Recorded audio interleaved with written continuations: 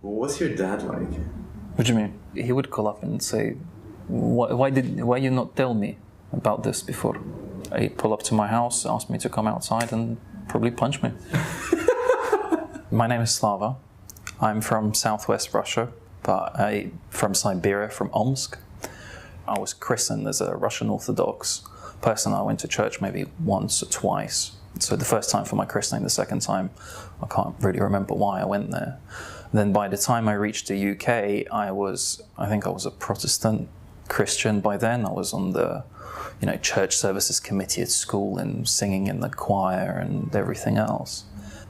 The thing that attracted me most to Islam, and I repeat this time and time again because everybody asks me the same question, is that it makes sense.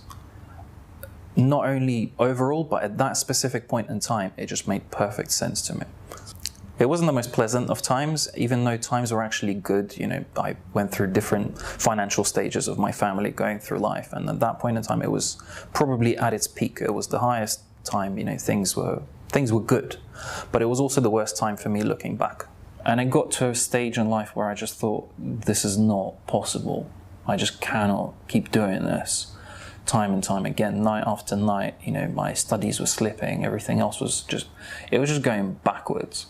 Being in London around that time, it was 2005, 2006-ish. So, it was after the London terror attacks and obviously the 2001 events. The media was savage about Islam generally. And I knew for a fact that it simply cannot be.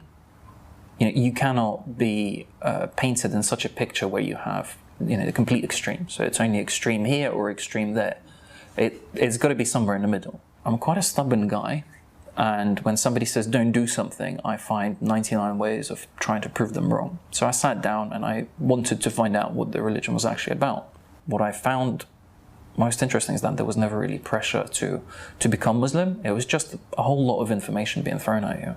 So from trying to experience Ramadan, I actually thought I'm going to try to do it. I'm going to have a test drive, if you want.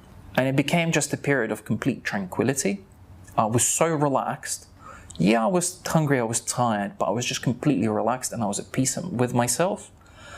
And looking back, that's what nothing else in this world can plug that gap. I was at the London Central Mosque and I was looking for a person to say, well, how do I join this? How do I do this? So I did. I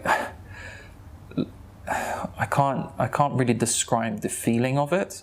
As the years go on, the best feeling I could think of to describe that moment is just gratitude that I was actually put down on the right path, and that all of the concerns that I've had, they've not really materialized. My biggest concern back then was, how will my parents take it? How will my friends take it? How will everybody that I know, including my roommate at the time, who was actually one of the biggest opponents of me joining Islam, how would he take it? All of the friends that I've had previously who found out about it, the real ones stayed. The flaky ones that I was concerned about, well, they flaked off. What I'm concerned about now is that, what if my friends, find out that I'm doing this charitable work? Or what will people think of me when I'm spending so much time in the mosque? Or, a lot of people ask, well, why? Why Islam? And I say, well, how can you deny something by way of religion where you give? And the more you give, the better you feel. You find yourself in things where you think, God, I would have never done this 5 years ago. Now that I've accepted Islam, I have a clear structure, I have a clear guideline.